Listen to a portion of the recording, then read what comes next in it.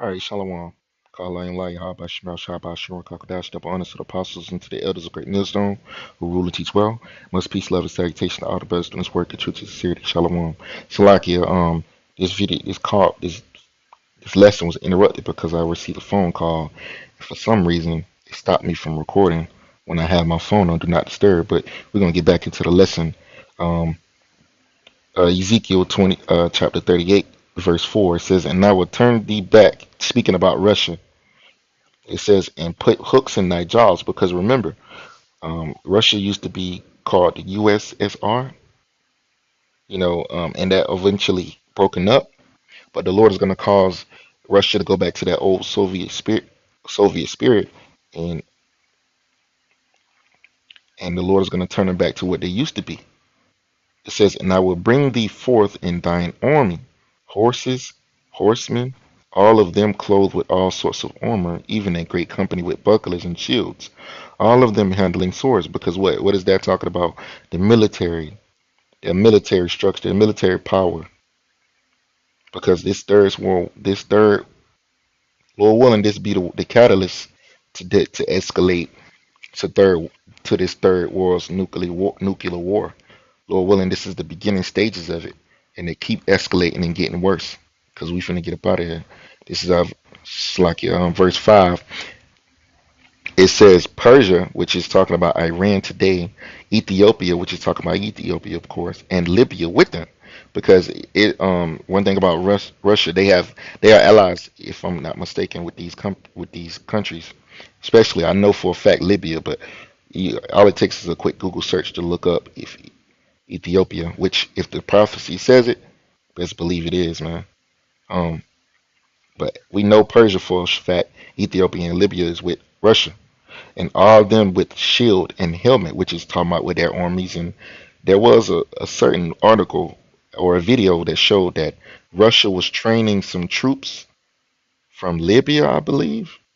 So, you know, that lets you know whose side they're on, which that's according to prophecy. It says Gomer and all his bands, which is talking about the region of Turkey. It says the house of Togarmah of the north quarters and all his bands, which is to Georgia, Russia today in that area region. It says, "And many people with thee. Be thou prepared, and prepare thyself, thou and all thy company that are assembled unto thee, and be thou a guard unto them." Now let's look up that word guard. This is the point. This is why they won't. They if this is why if Iran gets involved, Russia ultimately gonna get involved. The Hebrew word there is Salakia Mashamar.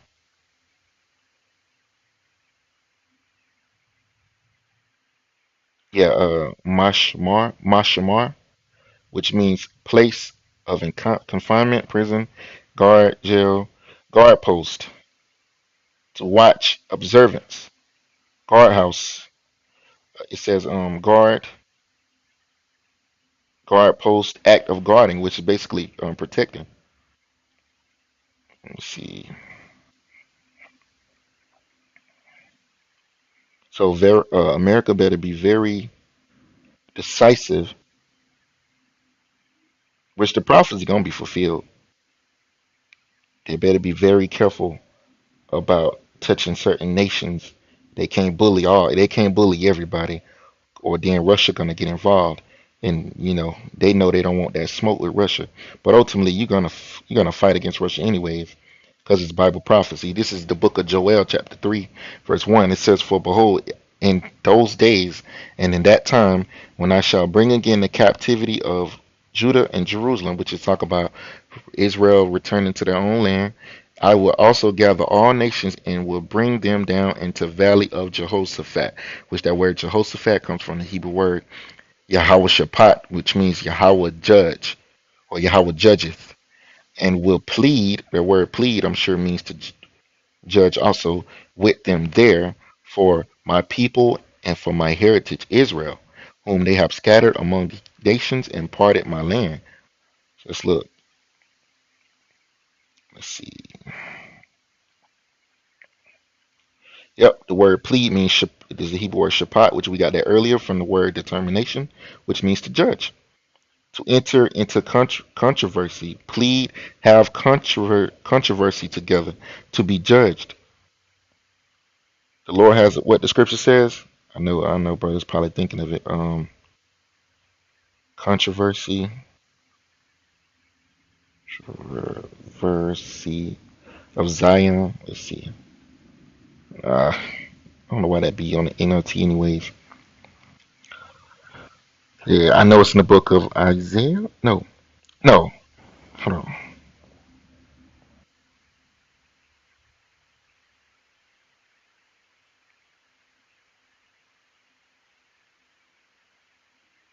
Oh yeah, it is Isaiah. Isaiah 34:8. It says, "For it is the day of Yahweh's vengeance and the year of recompenses," which means payback. Let's look up that word recompenses. Recompenses, which the Hebrew word is shalom. Wait, hold on. Is it? No, hold on. Slack. Shala,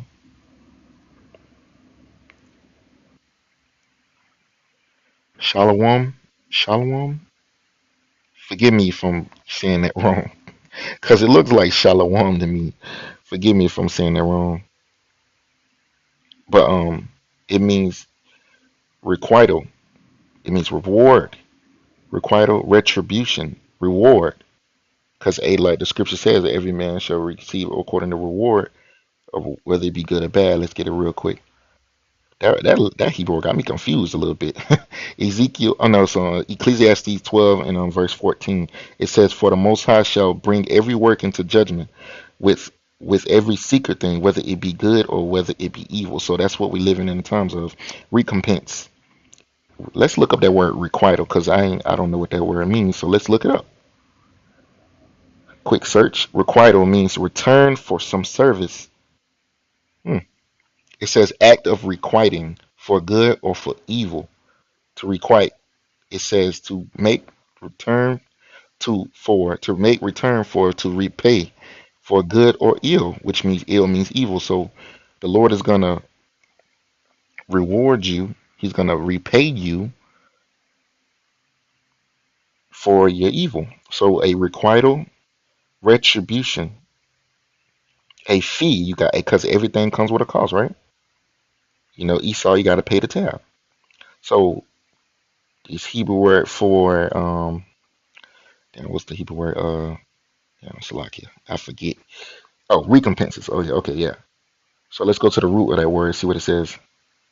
Let's look at the definitions real quick.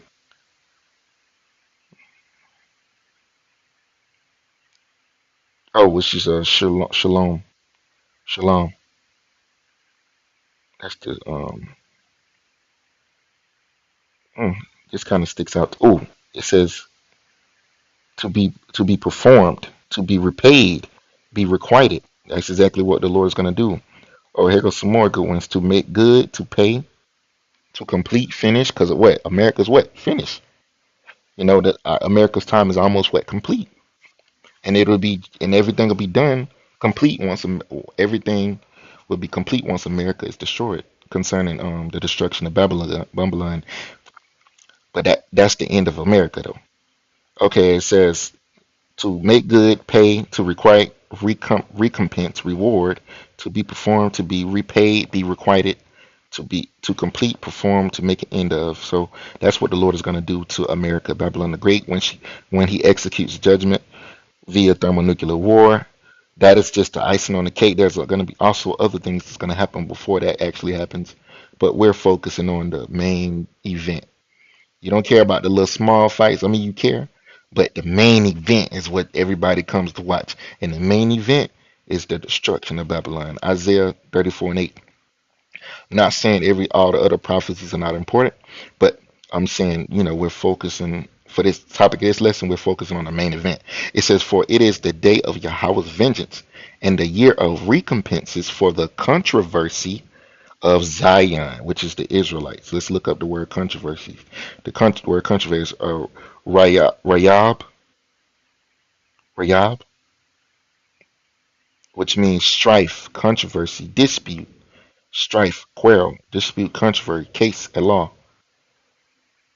It says it's a problem basically. Contention, because ultimately the Lord is gonna contend with these nations because of all that they have done to His people. You know, that's why the Lord is gonna execute judgment upon them. Let's go back to the book of Joel, chapter 3, and I'm finna get ready to close this lesson now.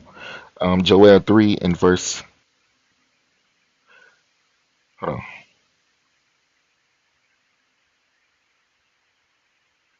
Yeah, I think I was done with Joel 3.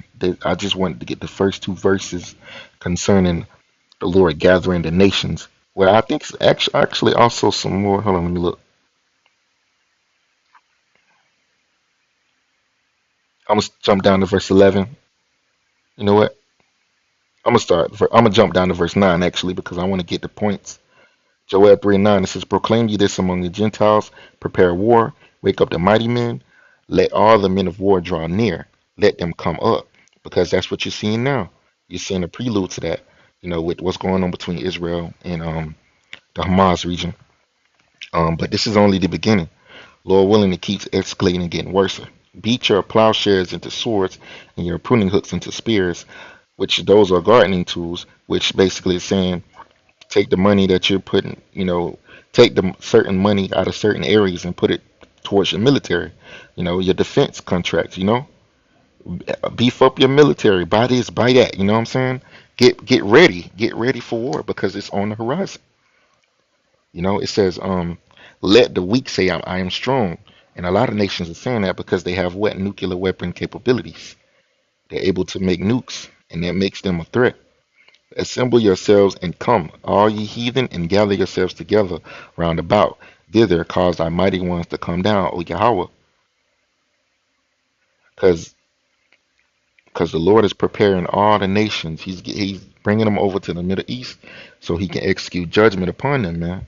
Let the heathen be awakened and come up to the valley of Jehoshaphat, which is Yahweh Shaphat, which means Yahweh Judge, which is the Middle East area, Syria in that area, sort of Syria, Iran, Afghanistan in that area, man. You know, it says, for there will I sit to judge all the heathen round about. Put ye in the sickle, for the harvest is ripe. Hey, like the scripture says, the harvest is ripe. It's that time. Harvest and I forgot to spell it wrong.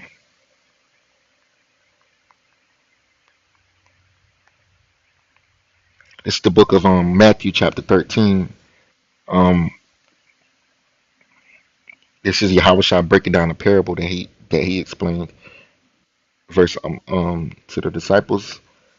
Verse Matthew 13 and 37. It says, he answered and said unto him, he that soweth the good seed is the Son of Man. The field is the world. The good seed are the children of the kingdom, but the tares are the children of the wicked one. The enemy that soweth them is the devil. The harvest is the end of the world, and the reapers are the angels. It says, as therefore the tares are gathered and burned in the fire, so it shall be in the end of this world.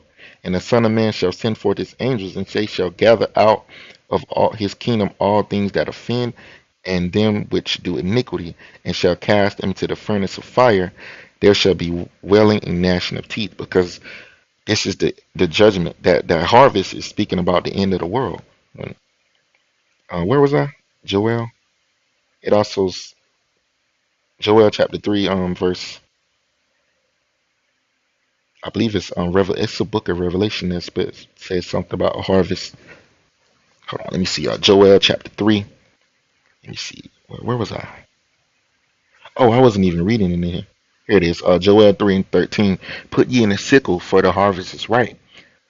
Come, get you down, for the press is full, the fat overflows. That means it's time for judgment. It's that exact time. For their wickedness is great. So it's time for the Lord to execute that. Send those reapers, man. Execute that judgment. Multitudes, multitudes in the valley of decision. For the day of Yahweh is near in the valley of decision, which is talking about the Middle East. That's why the Lord is gathering them armies over there.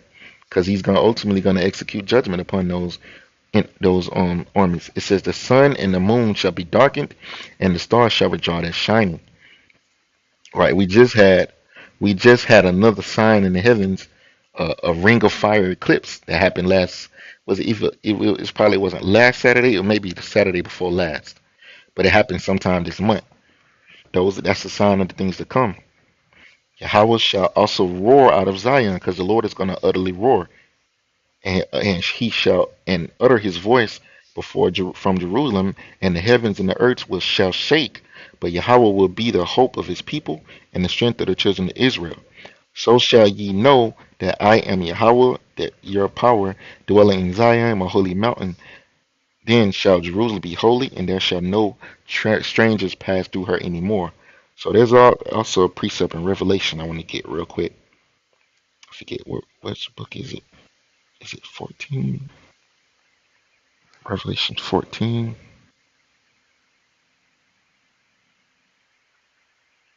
Here it is. Revelations 14 and 14. It says, and I looked, and I behold a white cloud, which is talking about UFO. And upon the cloud sat one like unto the Son of Man, having on his head a golden crown, and his hand a sharp sickle. And another angel came out of the temple, crying with a loud voice to him that sat on the cloud, thrust in thy sickle, and reap, for the time is come for thee to reap, for the harvest of the earth is ripe. What does that mean? Yahweh Shai finna kill people, man. It's time for Yahweh Shai to execute judgment. It's time for him to come back and start killing people, man. That's what's finna happen. It says, and he that sat on the cloud thrust in his sickle on the earth, and the earth was reaped. And another angel came out of the temple in which is in heaven, he also having a sharp sickle. And another angel came out from the altar which had power over fire. Because remember, those angels are going to be spitting concentrated fire on these people and burning them up, man. And cried with a loud voice to him that had the sharp sickle, saying, thrust in thy sharp sickle and gather the clusters of the vine of the earth, for her grapes are fully ripe. And the angel thrust in his sickle into the earth and gathered the vine of the earth. What is that talking about?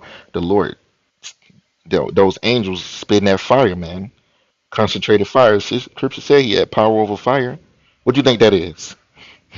Angels gonna open the bottom of them ships and start spitting out laser beams of concentrated fire and burning people to pieces, man. It says Yahweh Shai is going to do that when he comes back in 2nd Esdras 13.